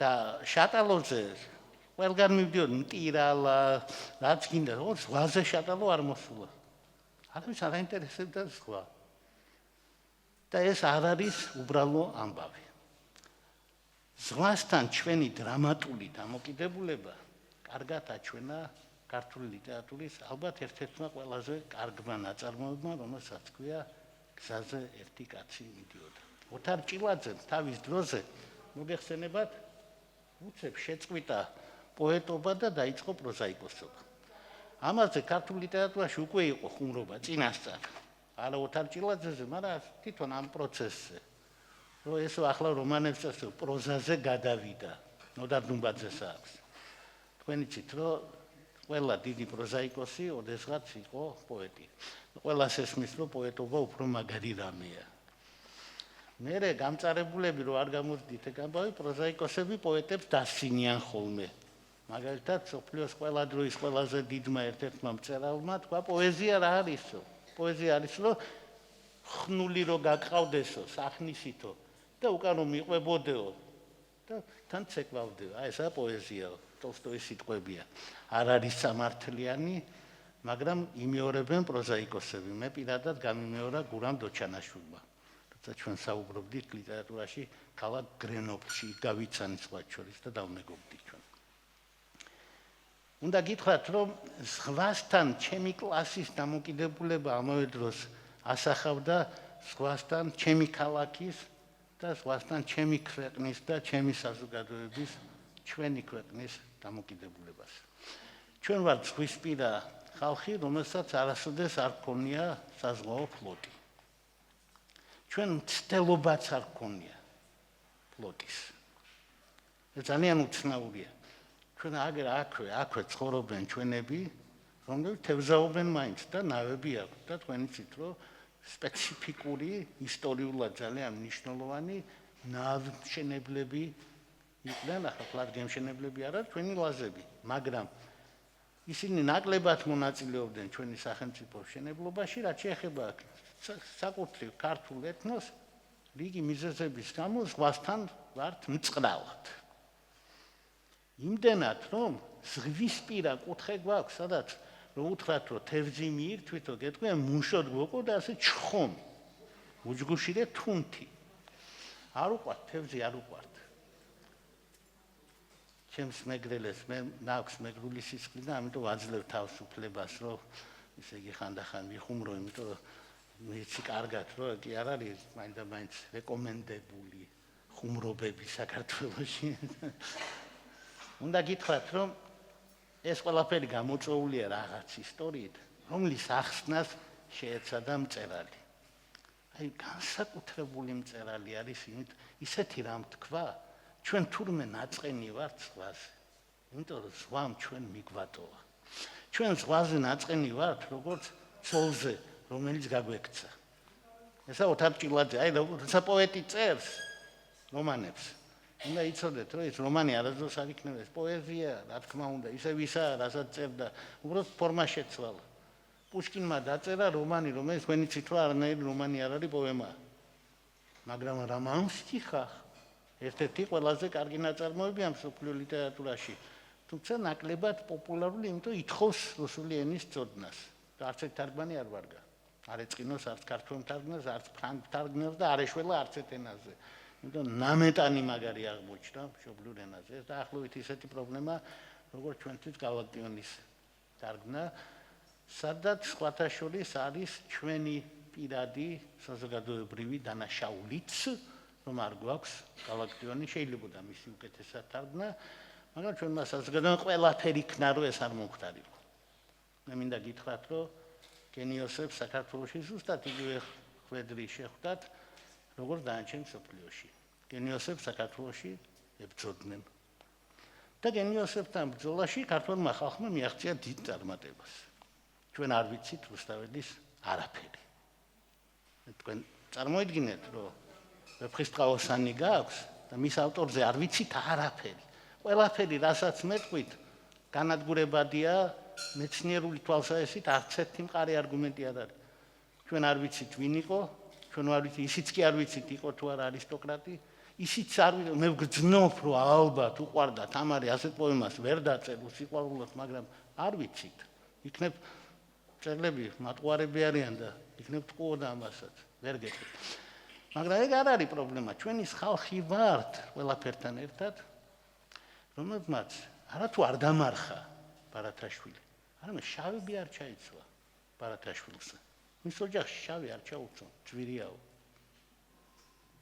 და ბარათაშვილის გადმოსვენების დროს ერთმა მისმა ნათესავმა თქვა, მაგდენი ფული თუ გქონდათ, აგერ ჩემთვის მოგეცათო, წაგებული მაქვსო. და ასე შემდეგ. არ მინდა ახლა წავკიდო ერთმანეთს, მით უმეტეს ის გვარი უკვე თითქმის აღარ არსებობს. მაგრამ ერთი რამ მინდა გითხრათ, რომ გენიოსებთან ჩვენ მტყვანი ვართ. აი გალაქტიონის შემთხვევაც ასეთი იყო. გალაქტიონის შემთხვევა ასეთი იყო, რომ მისი თარგმნა უნდოდა ბორის პასტერნაკს. გალაქტიონი და ბორის პასტერნაკი არის დაახლოებით ერთი სიმაღლე. რაც ჩვენთვის ესაა, იმათთვის ისაა. ის არის იმათი ნომერი პირველი, ეს არის ჩვენი ნომერი პირველი ამ საუკუნეში, რა თქმა უნდა, გასაგებია. მუსიკალობის თვალსაზრისით, სიღრმის თვალსაზრისით, ენის თვალსაზრისით და ასე შემდეგ, პოზიციებით და სხვა გვანა. ჩამოვიდა, ამ საქმეზე ჩამოვიდა. დაიჭირეს გალაქტიონის ნათესავებმა, ზოგიერთებმა, აჭამეს, ასვეს, აჩვენეს გული და უთხრეს ეგო ანტისემიტიაო. ნუ გალაქტიონი ქუთაისელი კაცი იყო. ალბათ რაღაცა გამოჩნდა და ციტატა უთხრეს მისი ლექსიდან, ურიას ხელში ვარ, დამედო ვალები, ახუნდა გავყიდო მამული ჭალები. და ეს ებრაელი იყო, მოგეხსენებათ პასტერნაკი და შენზე თქვაო, კაკოიტა ჟიდ პრიეხალო და ასე შემდეგ. მაგრამ ამ პასაჟს ძალიან არ გავაგრძელებ, იმიტომ რომ სხვასთან ნაკლებ კავშირშია, უბრალოდ გეტყვით, რომ დადგება დრო, პასტერნაკი გამოსცემს წიგნს, რომელსაც ქვია ქართველი პოეტები, ესა შავი წიგნი, სპეციალურად უსახო, უფერო, საშინელი წიგნია, რომ არ მიექცია არავის მისთვის ყურადღება. გამოსცა ჩვენმა ზარია ვასტოკამ. არის ქართველი პოეტები, პასტერნაკის თარგმანი. 57 წელია, პასტერნაკი უკვე ცუდი კაცია, ძალიან. მაგრამ ჩვენებმა მაინც გაბედეს და გამოსცეს. უკვე ნობელის პრემია აქვს და უკვე გამოცხადებულია სასიკვდილო კაცად. და იქ აქვს წინასიტყვაობა, რომელშიც ნათქვამია. ორი რევერანსი გაუკეთა ქართველ ხალხს, ქართულ ლიტერატურას. მე, რომელმაც ამ წიგნს აქვს ნაკლი, თქვა მან. ეს წიგნი ნახევარი წიგნია. მე, რომელმაც შევბედე მსოფლიოს სამ დიდ გენიოს, ბარათაშვილს, შექსპირს და გოეთეს, ვერ გავბედე მეთარგმნა გალაქტიონი. ამ წიგნში ის არ არის. ამიტომ ეს ნახევარი წიგნია. ეს ყველაფერი ტყუილია. ვერ შევბედე, არ არის მართალი, უბრალოდ ის დიდი კაცი იყო პასტერნაკი, მართლა ძალიან მნიშვნელოვანი და დიდი ფიგურა. ახლა შეეხება ოთარ ჭილაძის მეტაფორას. ოთარ ჭილაძე მეტაფორულად ასახავს იმას, რაც ჩვენ ვიცით ბავშვობიდან. ბავშვობაში ექსკურსიაზე დაგვიყვანდნენ ხოლმე, მიგვიყვანდნენ თასთან, მივამტრევდით თასს და დავინახავდით ნიჟარას, ზღვის ნიჟარას, შუა გურიაში, ხო? რაც არის ნიშანი, რომ ოდესღაც იქ იყო სხვა. ოღონდ სხვა იქ იყო არა ისტორიულ ხანაში, არა მაშინ, როდესაც მედია იყო და ცოტა უფრო ადრე გასაგებია. ბევრად ცოტა უფრო ადრე. მაგრამ მეტაფორულად ნათელია, რომ ზღვამ მართლა დაიხია. და ეს დრო, როცა ზღვამ დაიხია, მწერალმა დაუკავშირა მორალს. როცა ჩვენ დავარღვიეთ და მაშინ ზღვამ გვიღალატა და ზღვა გაგვექცა. ანუ ზღვაში შემოვიდა ახალი განზომილება. მუღალატე ცოლის განზომილება. და ნახეთ ლიტერატურა როგორია? ლიტერატურა ისეთი რამ არის, რომ აგერ არის ქართველი მწერალი და წერს და ნაღდა თავისას წერს. არ აქვს მაგ დროს წაკითხული მუღალატე ცოლი ასეთი მოთხრობა. კამიუსი, რომელსაც ჩვენი თანაქალაქელი ჟორჟი, იგივე გიორგი ეკიზაშვილი, რომელიც გამარჯვების მერე ამბობს, ხო იცი მე ბათუმელი ვარ, რომ ვინმეს არ ეგონოს დრო ის არ არის და ეს ჩვენ ეს გვახასიათებს, მოგეხსენებათ ბათუმელეს. მოკლედ ჟორჟი სანამ თარგმნიდა მოღალატე ცოლს, მანამდე ქართულ ლიტერატურაში ეს სახე გაჩნდა. მოღალატე ცოლმა ქმარს უღალატა, მართლა კი არა, განამართლა, არამედ მართლა უღალატა. ანუ კაცთან კი არ უღალატა, სხვასთან უღალატა. ქმარს ზინას კომივოიაჟერია ხრინავს და ქალი გამოვა ამ ხრინვისგან, ამ ქმრისგან და გამოვა იქ, სადაც არის სხვა. კამიუსთვის, ისე როგორც ჩვენი დიდი მწერლისთვის, ზღვა ყველაფერთან ერთად არის ჩვენი მორალი, რომელიც ჩვენი ღალატის გამო მიდის ჩვენგან. ქალი მიდის ქმრისგან არა იმიტომ, რომ მართლა ღალატობს, არამედ ღალატობს იმიტომ, რომ ეს ცხოვრება არ არის ცხოვრება. თქვენცი მსოფლიო ლიტერატურაში რამდენი რამის ახსნა შეგვიძლია ჩვენ, მე მაგალითად შემიძლია როგორც 2x2 4 ახსნა, რომ მედეა არ იყო ცუდი ადამიანი. მე შემიძლია ახსნა, შემიძლია დავამტკიცო. რა თქმა უნდა, მეთქვით როგორ კაცო შვილები დახოცა, რაღაცა, აი პრეტენზია გვაქვს ზოგიერთთან ძეგლი დაუდგა და უცხოელი ჩამოდის, ბავშვებიდან იცის რომ მედეა ბავშვებს ხოცავს და ბავშვებიანად ჩამოდის ქალაქ ბათუმში, ხედავს ძეგლი დგას იმ ქალისა, რომელსაც ბავშვები უნდა მოაშორონ. მენაერად შეგვიძლია, რა თქმა უნდა, გავამართლოთ, მე ამას გავაკეთებ სწორედ ხვალ სხვა ადგილას, წელთა სახში თბილისში ვილაპარაკებ ევრიპიდეზე, მაგრამ მინდა გითხრათ, რომ მედეას თემა და ზღვის თემა, რომელიც გააჩინა ოთარ ჭილაძემ, აღმოჩნდა მსოფლიო თემა ამავე დროს და ოთარ ჭილაძის შემდეგაც გაგრძელდა ეს მეტაფორა, ზღვა, როგორც მორალი, რომელიც მიგტოვებს, როგორც კი შენ მას ღალატობ. მოღალატე ცოლმა კი არ უღალატა ქმარს, ქმარმა უღალატა ცოლს. მადამ ბოვარი კი არ არის მოღალატე და გათახსირებული ქალი. არა, მისი ქმარი შარლი არის კაცი, რომელმაც განსაზღვრა ეს ღალატი. იმიტომ ადამიანს ჭირდება საინტერესო ცხოვრება. შარლი რო ხარ, შენ ამ საინტერესო ცხოვრებას ვერ იძლევი. ადამიანს ეს ჭირდება, როგორც თქვა, ჩვენ ძალიან გვინდა ეს არ გავიგოთ. ლიტერატურა ძალიან სერიოზულად გვიტევს. იცით, მე მორალური თვალსაზრისით რო წავიკითხო, შეიძლება თქვათ, რომ არც უნდა წავიკითხო, არც ანა კარენინა და არაფერი, ესე რას ნიშნავს ღალატზეა და მედეა მით უმეტეს, მაგრამ ასე არ არის. თქვენ იცით, რომ როდესაც ასე იჯდა მეფისტოფელი, რომ აი ახლა ჩამოვარდება მარგარეტეს სული, იმიტომ რომ მაგან ბავშვი მოკლა, მაგან ძმა შეიწირა, მაგან დედა შეიწირა და მისი სული ახლა ჩამოვარდება, იმ მომენტში, როდესაც მისი სული უნდა ჩამოვარდეს, ცა გაიხსნება და იქიდან იტყვია, უფალი იტყვის, გადარჩაო. ცხონდა საკუთარი ბავშვის ტბაში გამხრჩობი ქალი ცხონდა. ამიტომ ესე მარტივად არ არის საქმე, რომ საქმეები გაურჩიოთ ხოლმე ლიტერატურულ პერსონაჟებს. ეხლა შეეხება ყველაზე უფრო საზღვაო ნაწარმოებს. ძალიან მოკლედ შევეხები, იმიტომ რომ მე ჩემი დათქმული დრო მეწურება შეიძლება ცოტა გადავაჭარბო. ყველაზე ზღვიური ნაწარმოებები ამერიკულ ლიტერატურაშია, გასაგებია, რატომ იქით აქედან სხვა ოკეანე ურტყამს და ძალიანაც დიდი ქვეყანა არის ამისო. ორი ნაწარმოებით არის გამოჩენილი ზღვასთან დაკავშირებით, რომლის არხსენება არ შეიძლება. უპირველეს ყოვლისა ეს არის ალბათ მსოფლიოს ერთ-ერთი ყველაზე ძნელად წასაკითხი და საყვარელი წიგნი, რომელსაც ქვია მობი დიკი. მობი დიკი, თეთრი ვეშაპი.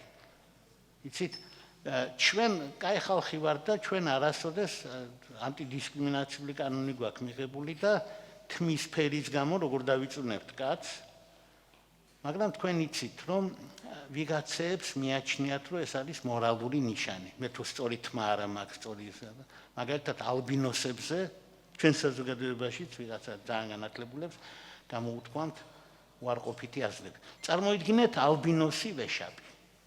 ვეშაპი ისედაც არ არის, არა, ისე ახლა ის დღევანდელ გადაცემებს რო უყურებ და ისეთი დიდი დასაყვარელი ცხოველია რომ ამოუშვებს. შეიძლება სიკეთის სიმბოლოდაც კი წარმოიდგინოს კაცმა, მაგრამ ვეშაპი საკმაოდ ძვინვარე და სასტიკი და დაუნდობელი ცხოველია დედამიწის სულზე. და თეთრი ვეშაპი, ანუ გადაგვარებული კიდე იქიდან ბიოლოგიური, ის არის საერთოდ სიმბოლო ბოროტებისა. თეთრი ფერი ამ ნაწარმოებში მობიდიქში არის ბოროტების სიმბოლო. და არსებობს კაპიტანი აქაბი, რომელსაც აქვს იდეა ფიქსი. ეს ბოროტება უნდა მოსპოს. ყველა უხსნის მას, შეიძლება ეს ბუნება არის ახლა სტიქია. მაგრამ კაპიტანი აქაბი არის სოფლიო სიმბოლო ბოროტებასთან ბრძოლის. ანუ ზღვა უკვე ხდება ასპარეზი ბოროტებასთან ბრძოლის. და მიუხედავად იმისა, რომ დამთავრდება ცუდად, პეკოდი ჩაიძირება, ყველა დაიღუპება, გადარჩება მარტო ჩვენი მთავარი მოქმედი გმირი ბიბლიური სახელით ისმაილი. ყველაფერი მიგვიყვანს ისევ იქ, საიდანაც დავიწყეთ. გახსოვთ თქვენ, ჩვენ ვილაპარაკეთ წარღვნაზე და წარღვნიდან თქვენ იცით ძალიან იოლი მისასვლელი იყო ლევიათანამდე და იონამდე, რომელიც ვეშაპმა გადაყლაპა. წარღვნა ეგაა, დედამიწა გადაყლაპა სხვამ წყალმა. თლიანად. აქაც ასე მოხდება, რა თქმა უნდა. მიუხედავად ამისა, ვისაც წაუკითხავს და ჩვენ ვეუბნებით ახალგაზრდებს განსაკუთრებით, რომ ეს წიგნი უნდა წავიკითხოთ. მე გამიხარდა, რომ ჩემს გარდა რადიო შოკოლადში კიდე გადის გადაცემები ამჟამად კიდე ქალი ლაპარაკობს ხოლმე ლიტერატურაზე და პური მოუკარი. აბა ასე ამბობდა, რომ ვიღაცებს მოწონთ ერთი ფრანგი მწერალი დაასახელა კრიტიკულად მოიხსენია, ამაში მე არ ვეთანხმები, მაგრამ არაა პრობლემა და მობიდიქს არ კითხულობენო და ეს მართალია, ეს გულშემატკივრობა ჭირდება მობიდიქს. ჩვენ ბათუმში მაინც სხვისპირა ქალაქში მაინც უნდა ვიცოდეთ, გემები მაინც გვინახავს, სხვა თუ არაფერი და მეზღვაურები მაინც გაგვიზრდია და გყავს და აგერ 100 მეტრში სპეციალური სასწავლებელი გვაქვს, საკმაოდ მაღალი დონის, რომელსაც ესე იგი ჩემი დიპლომი არ ჭრის არსად. სხვა შორის მინდა გითხრათ, მე ამერიკაში გამოცდები გადავაბარე იმისთვის, რომ ლექცია წამეკითხა ერთ უნივერსიტეტში, სტენფორდის უნივერსიტეტში ლექციის წასაკეთებლად მე ჩავაბარე გამოცდები. რომ ლექციის უფლება მომეპოვება, არ მიშვებდნენ ბავშვებთან. იმიტომ ჩემი დიპლომი და ჩემი დისერტაცია არ ჭრის ჯერჯერობით. მე ვნახოთ პოლონიის პროცესი რა სიზანს და როგორ იზანს, მაგრამ აი იმის ჭრის, იმის თქმა მინდა რა, ძალიან კარგი უმაღლესასწავლებელი გაკეთდებოდა, რა თქმა უნდა, კიდევ უკეთესი. და აქ მაინც უნდა ვკითხულობდეთ ამ წიგნს. ეს არის წიგნი აი ფატალურ უბედურებასთანაც, რომ მაინც საჭიროა ბრძოლა. ხანდახან ამბობენ, რომ თუ ღმერთი არ არის, თუ ხელშეწყობა არ არის, თუ ის არაფერი არ გვეშველება და შევწყვიტოთ ბრძოლა. და ლიტერატურა არის სულ სხვა რამისკენ, ის გეუბნება, რომ სხვა ღელავს, გემები იძირება. მე მაგალითად ერთი თამაში არის, კვიზი არის, ლიტერატურული კითხვებია. მე ვარ საქართველოს ჩემპიონი მაგ თამაში, კომპიუტერული თამაში არის, აგერ არის მაქვს ტელეფონზე თუ დამჭა დრო, უცებ ჰოპ ინტერნეტ თამაშია. მოწინააღმდეგე ყავს ვიღაცამ სოფლიოში. ინგლისურენოვანია, მაგრამ ესე ბევრი დიდი ინგლისური არ უნდა. კიკითხებია მაგალითად, რომელი არ არის ბრონტეებისგან და ქვია შარლოტა, ემილი, ანა, მარია. უნდა თქვა მარია. ხო, დაახლოებით ეგეთ თამაშია. პერსონაჟი უნდა იცნოს სხვა და მე რთულდება. ჯერჯერობით მე ვარ საქართველოს ჩემპიონი. ანუ ჩვენგან ვინც თამაშობს საქართველოს, მათგან ყველაზე კაი შედეგი მაქვს, მაგრამ ტერმინი მქონდა რაღაც მომენტში. პეკოდის შკიპერი. ანუ მე ვიყავი პეკოდის შტურმანი, ანუ მე ვიყავი კაპიტან აქაბის თანაშემწე. ეხლა მე ვარ 1001 ზღაპრის მთხრობელი, ეს კიდევ უფრო მაღალი სტატუსია. ყველას გირჩევთ ძალიან, აქ თამაში ჩააწევ, ბევრი ჩემი სტუდენტი მერე მოხდა და ბევრი მიმართულებითაა. არა მარტო ლიტერატურის არის მსოფლიოს ქალაქები, დედაქალაქები, გეოგრაფია, მათემატიკა, რაც გინდათ ახლა ხო იცით. და ყოველთვის ყავთ მოწინააღმდეგე. ხან ინგლისიდან გააჩნია რომელი დროა დღის რომელი ნაწილი ხან ამერიკიდან, ხან ახალი ზელანდიიდან და თითქოს ინგლისურის თორნე ადგილებით. ამით იმის თქმა მინდა ჩემო ძვირფასო მეგობრებო, რომ მსოფლიო სპეციალურად ვახსენე ეს თამაში და ჩართულობა. მსოფლიო ახლა არ არის გამხოლოებული და არ არის ცალ-ცალკე. საქართველოში უკვე მნიშვნელობა აქვს რა სიტყვის ესა თუ ის ამერიკელი მწერალი. საქართველოში ჩატარდა ერთ-ერთი ყველაზე თანამედროვე და ყველაზე დიდი ამერიკელი მწერლის პირველი კონტაქტი Skype-თან და საერთოდ საქართველოს ხათრით. ის კაცი არ აქვს კომპიუტერი საერთოდ. დიდი ამერიკელი მწერალი პოლ ოსტერი. მაგრამ გამოცემობა დიოგენეს ხათრით ჩაერთო Skype-ით და აქ კითხავს უსვამდნენ ჩვენები და ის პასუხობდა და მთელი ამბები ხდებოდა. მისი და კუძეს ეს კიდე ნობელიანტია. მიმოწერა საქართველოში გამოქვეყნდა უფრო ადრე, ვიდრე მათ სამშობლოში. თარგმანმა მოასწრო წიგნს იმ ქვეყნებში, ავსტრალიასა და შეერთებულ შტატებში. მე თქმა მინდა რომ დღეს ჩვენ ჩართული ვართ ამ პროცესში. და დღევანდელი ახალგაზრდა რომ კითხულობს თუ კითხულობს, ეს ნიშნავს რომ ის არა მარტო იმას კითხულობს, რა ჩვენ ვიცით ძველი კაი წიგნები.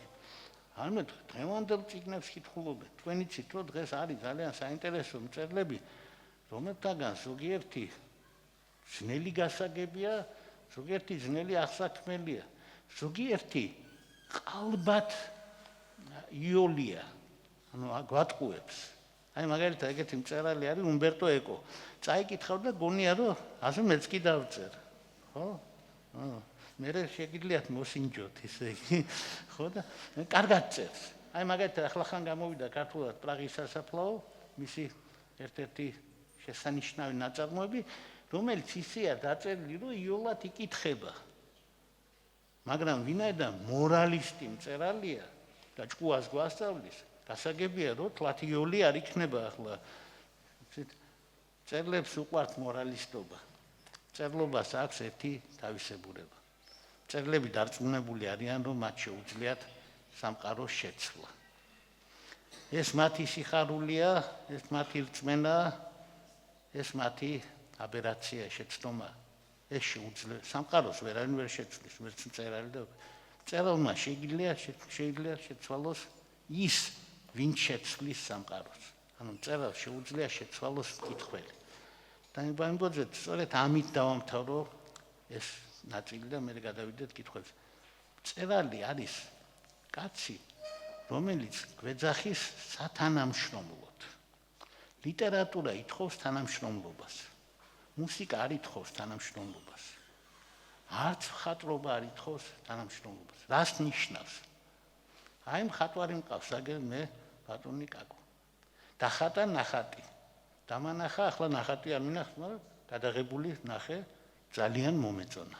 რა თქმა უნდა, როგორც მხატვრებმა იციან, შიშველი ქალი დახატავდა, რაც დახატავდა, როგორც ქართულ კინოში რა თქმა უნდა, ახართ ეს მხატვრები.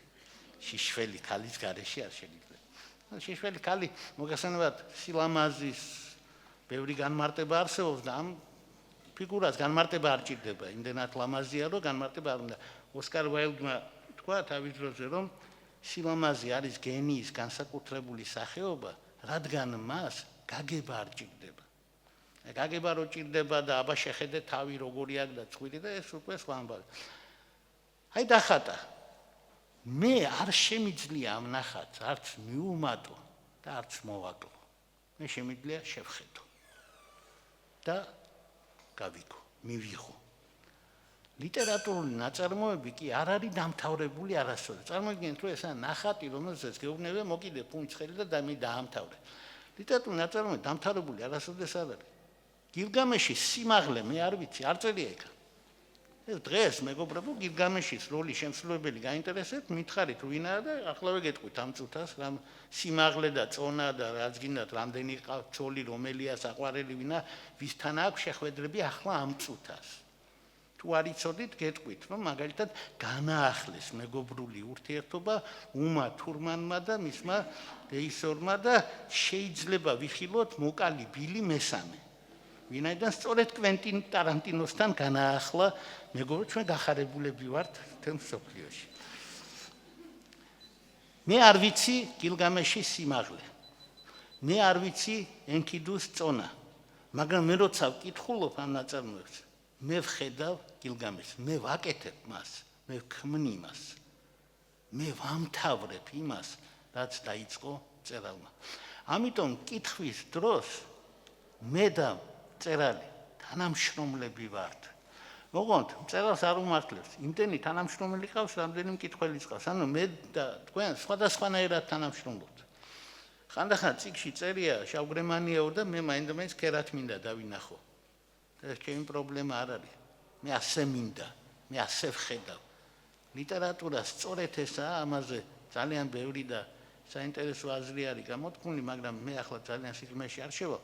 მე მინდა გითხრათ, რომ რაზეც ჩვენ ვილაპარაკეთ, ეს ყველაფერი ლიტერატურა ჩვენგან ითხოვს მონაწილეობას. როდესაც ვალზერმა შეადარა, მე ყველა შეხვედრა, სადაც ხალხს დავინახავ. ყოველთვის ვამბობ ამას. იმიტომ რომ მე ვფიქრობ, რომ ამაზე სწორი განმარტება ძალიან ძნელი მოსაფიქრებელია.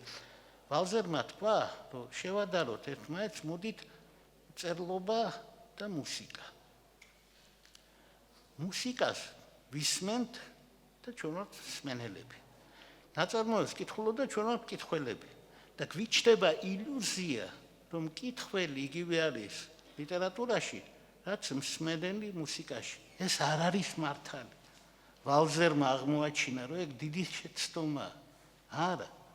მკითხველი არის ის, რაც მუსიკაში არის შემსრულებელი. პიანისტი. რო დაწერა ბეთჰოვენმა მაგალითად 26 სონატა, ან მე-14 სონატა, ან 23 სონატა, ან 32 სონატა. აი შემსრულებელი ამთავრებს იმას, რაც დაიწყო ბეთჰოვენმა. ჩვენ ვართ ლიტერატურული ნაწარმოების შემსრულებლები. და თქვენ წარმოიდგინეთ, რა უფრო მაგარია მოსმენა რაღაცის თუ შესრულება. თუ ახლა დაკვრა იცით, გეცოდინებათ, რომელი რა არის. ამიტომ წერლობას ამაზე დემოკრატიული სახეობა არ არსებობს, როგორც ფეხბურთზე უფრო დემოკრატიული სპორტი არ არსებობს, ისე წერლობაზე უფრო დემოკრატიული ხელოვნება არ არსებობს. ის გვეუბნება, რომ ჩარეთე, შენ და მე ვართ ერთად. წერალი, მკითხველი არის ერთი. წერალი ამბობს ზღვა, მკითხველი ხედავს ამ ზღვას და მკითხველი ამბობს მე გადავცურავ ზღვას. ეს მკითხველი მე შეიძლება მწერალის გახდეს. ამას რაც მე მქონდა გადაცემა ირაკლი ჩარკვიანზე, რომლის საშინელ წიგნს, გულწრფელ წიგნს ქვია მშვიდი ცურვა და თუ ვინმეს წაუკითხავს, არ წარმოიდგინოთ, რომ ახან მომღერლის წიგნი არ არის ის, რაც საჭიროა ნამდვილი ლიტერატურა. ასე აღმოჩნდა. სპეციფიკური ტალანტი აღმოაჩნდა. შესაბამისად, რომ მოამრგვალოს სათქმელი, ასე ვიტყვი. ზღვა მსოფლიო ლიტერატურაში უპირველეს ყოვლისა არის გაღმა ნაპირის ჩვენგან განმაცალკევებელი სივრცე. გაღმა ნაპირი არის ის, სადაც უკეთესობაა. ჩვენ ვართ ცუდ ნაპირას. გაღმა ნაპირი არის კარგი. ჩვენთან ქვარი და იქ იქნება ოქრო. ზღვა არის უკვდავების სიმბოლო, მაგრამ ზღვა ამავე დროს არის უკან მობრუნების, სახლში დაბრუნების სიმბოლო. ზღვა არის ძვირფასი, როგორც ძვირფასი მეუღლე, რომელიც გაგექცევა, როდესაც შენ მართალი არ ახარ. ანუ ზღვა არის ის, რომელიც შენს გვერდითაა, მაგრამ შენ ის უნდა დაიმსახურო. თორე წავა, როგორც ეს წავიდა ქართულ რომანში გზაზე ერთი კაცი მიდიოდა. ის მეორე ამერიკული ნაწარმოები, რომელსაც მე ავარიდე თავი, მაგრამ ზღვაზეა და იმან გადაწყვიტა ძალიან ბევრი რამ იმ წერდის შემოქმედებაში. გახლავთ ჰემინგუეის მოხუცი და სხვა. ძველი დრო რო იყოს, რა თქმა უნდა, მაგაზე მეც ვილაპარაკებდი, მაგრამ ვინაიდან ახლა მაგ ნაწარმოებს ბევრი იცნობს, ძალიან არ შეუდგები, იმიტომ რომ ყველა ის სიმბოლო, რომელიც მანამდე იყო სათქმელი, დაუნდობლობისა არის, ეცა მობი დიკის, ასე ვთქვათ, ჟურნალისტური ვერსია. გამარტივებული მობი დიკია, ბოროტებასთან ბრძოლაში დამარცხებაზეა, მაგრამ დაუოკებლობაზე, რომ დამარცხებული მხრებს არ ჩამოყრის. ანუ ზღვა ყველაფერთან ერთად გამარჯვების სიმბოლოა. ლიტერატურის იდეა, თავარი იდეა, რომ ადამიანმა უნდა გაუძლოს და არა მარტო უნდა გაუძლოს, არამედ უნდა გაიმარჯვოს. ამ იდეას ემსახურება ლიტერატურა და არა იმ იდეას, რომ ადამიანი გამოიცვლება, რომ წაიკითხავს წიგნს, მერე იქნება კარგი და კეთილი, ეს არ არის მართალი. ამხანაგმა სტალინმა წაიკითხა 20,000 წიგნი. ჩვენ ეს ვიცით დადასტურებულად. დედამიწის ზურგზე არავისზე არ გვაქვს დასტური, რომ წაიკითხა 20,000 წიგნი, სტალინზე გვაქვს. იმიტომ რომ კრემლის ბიბლიოთეკაში 20,000 წიგნზე არის მისი მარგინალური წარწერები, სხვადასხვა ფერის თანხებით. საკმაოდ ღრმა ანალიზით, საკმაოდ ღრმა ანალიზით. ამან არ შეუშალა ხელი ამხანაგ სტალინს ის ყოფილიყო, რაც იყო. ამას წინათ 9 მაისს მივედით, მიულოცეთ ჩვენს ვეტერანებს გამარჯვების დღე და მე მითხრეს, შენ როგორ გაბედე აქ მოსვლა, შენ რაები გაქვს სტალინზე ნათქვამი. მე ვთქვა, ბევრი წიგნი წაიკითხა, მარტო მაგია მერეო. ეწყინათ ძალიან. ნუ ამხანაგ სტალინთან ჩვენ გვაქვს პრეტენზიები, მაგრამ იცით, ხანდახან აი ჩვენს ქალაქთან დაკავშირებით სულ მახსენდება ეს ისტორია, რომ სტალინს უსრულდებოდა ერთ-ერთი იუბილე და გადაწყვიტეს მისთვის ეს სიამოვნებინათ და იცოდნენ, რომ მას უყვარდა ერთი დრამატურგი ძალიან. მის ერთ პიესას ტურბინების დღეს ის დაესწრო ან 15-ჯერ, ან 25-ჯერ ბევრჯერ მოკლედ ბულგაკოვი მოწონდა და ბულგაკოვ შეუკვეთეს პიესა სტალინზე და ბულგაკოვმა დაწერა ეს პიესა, არც ისე ძლიერი პიესა, სახელად ბათუმი და დააპირა ბათუმში ჩამოსვლა და აქ ამბების გარკვევა. და გზიდან დააბრუნა NKVD-მ, როგორც კი ამხანაგმა სტალინმა გაიგო, ბათუმში მიდის და გაარკვევს კიდე რა და როგორ არ ესიამოვნა, იმიტომ რაღაცა იყო ეთყობა ისეთი, რომელიც არ უნდა გარკვეულიყო არასოდეს. და არ დაიდგა ეს პიესა, არ უშველა მან ბულგაკოვს და იცით მერე სწორედ ამის შემდეგ მან მიიღო ძალიან უცნაური გადაწყვეტილება, რომელიც არის გარკვეული საყვედური ყველა ქართველი ავტორისადმი. მან დაწერა რომანი, რომელიც შეიძლებოდა გამოქვეყნებულიყო მხოლოდ მისი სიკვდილიდან რამდენიმე ათეული წლის შემდეგ. როდესაც პერესტროიკა დაიწყო საქართველოში, მთელმა საბჭოთა კავშირმა უჯრებიდან დააძრო აკრძალული ლიტერატურა. ჩვენს გარდა. ჩვენ არ აღმოგვაჩნდა არც ერთ პატარა ამხელა მოთხრობაც კი დაწერილი ჩვენი რომელიმე მწერლის მიერ იმ ბედნიერი დღისთვის, როცა თავისუფლება მოვიდოდა. ნუ ქართველებს გვაქვს ახსნა, რომ ჩვენ ვახერხებდით და ვაქვეყნებდით მაშინაც კი. მე გეტყვით, როგორ ვახერხებდით. მარადისობის კანონში კარგადაა აღწერილი, როგორ შეიძლება დაწერო ნაწარმოები, იყო კარგი და პატიოსანი კაცი და მიიღო ლენინური პრემია. კარგადაა აღწერილი ეს. მარადისობის კანონი არ არის ის ლიტერატურა, რომელზეც მე თქვენთან ვილაპარაკებდი. ნოდარ დუმბაძის კი ნამდვილ ლიტერატურაზე მე გადაცემაც ჰქონდა და დიდი მწერალი რო არის, არ დამიმალავს არავისთვის, მაგრამ მე ვარ მართალი კაცი, მე ვცდილობ იყო მართალი კაცი. სიმართლე მდგომარეობს იმაში, რომ მწერლებს აქვთ დიდი და პატარა ნაწარმოებები, წარმატებები და წარუმატებლობები. არის ზოგიერთი ძალიან იშვიათი მწერალი, მაგალითად ბალზაკი, რომელსაც არ აქვს წარუმატებლობა. მაგალითად, ჩემს მიერ დასახელებული ჰომეროსი. ყველაფერი რაც დაწერა იყო მაგარი. მაგრამ ჩემს მიერ ნახსენები დიდი გენიოსი, მაგალითად დანტე, ასეთი არ იყო ნამდვილად.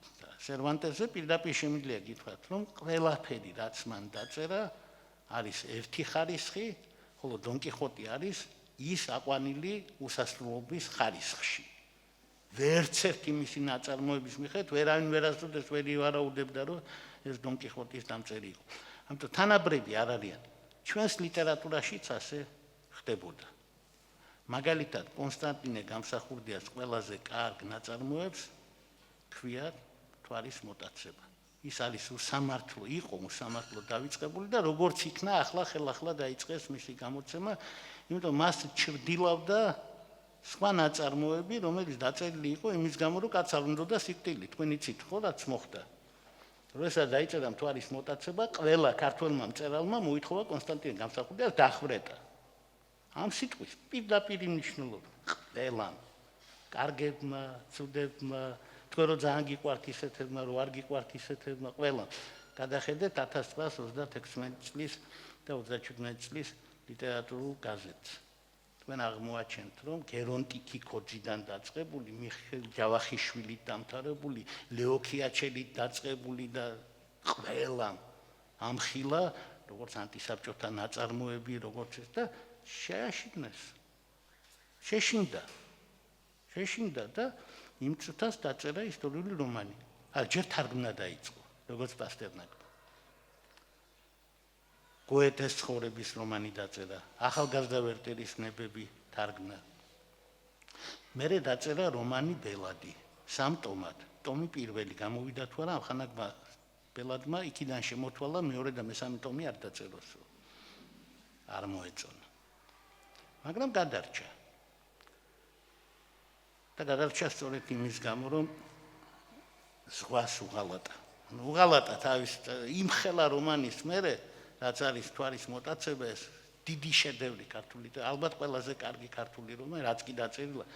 ამის მერე ესე იგი დანარჩენები აშკარათა ის დონე აღარ იყო, მაგრამ რა ასე ხდება ხოლმე ლიტერატურაში. შესაბამისად, ზღვაზე დაწერილი წიგნებიც ყველა ერთი დონის არ არის. მე რაც გამომრჩა, რაზეც სიამოვნებით ვილაპარაკებდი, ეს არის პატარა მინიშნება ზღვაზე დიდ რომანში, რომელსაც ქვია ცაუბერბერგი, ანუ ჯადოსნური მთა. ჯადოსნურ მთაში ბუნებრივია ზღვაზე არ არის ლაპარაკი. ჯადოსნურ მთაში ლაპარაკი არის დროზე. მაგრამ ჯადოსნური მთა არის რომანის ზღვაზე, იმიტომ რომ ჩვენი ჰანს კასტორფი მთაში ავიდა სოფლიოს ყველაზე დიდი პორტიდან, რომელიც იყო მაშინ ჰამბურგი. დღეს სოფლიოს ყველაზე დიდ პორტს ევროპის ყოველ შემთხვევაში ქვია როტერდამი, მაგრამ მაშინ იმ წუთას იყო ჰამბურგი. შემთხვევითი კი არ იყო, რომ ყველაზე გახსნილი ადგილიდან აიყვანა ძალიან მაღალ მთაზე ევროპის ყველა. გაიხსენეთ ის 4 სიტყვა, რომლითაც იწყება მსოფლიო ლიტერატურა. ზღვაში ჩავიდა, მთაზე ავიდა. ჰანს კასტორფი პირდაპირი მეტაფორა არის ამისა.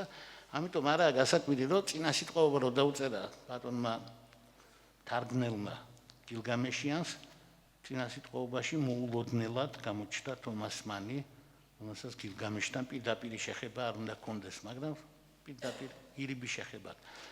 ამით მინდა დავამთავრო, ჰანს კასტორფი ზუსტად არის ჩემი აზრით ყველა ქართველი ახალგაზრდის სიმბოლო, რომლისგანაც ჩვენ გვინდა მკითხველი კაცი დავაყენოთ. ჰანს კასტორფი იყო უბრალო ბიჭი და 7 წლის განსწავლის შემდეგ ამ ნაწარმოების მთელი ტრაგედია არის ის, რომ აი ასეთი უკვე არაუბრალო, არამედ ზე ადამიანი, მომზადებული იდეურად ყველანაირად განსწავლული მოხდება პირველ მსოფლიო ომის ხორცსაკებში და მოკვდება ისე, როგორც მოკვდება ყველა, ვინც რა კითხვა არ იცის.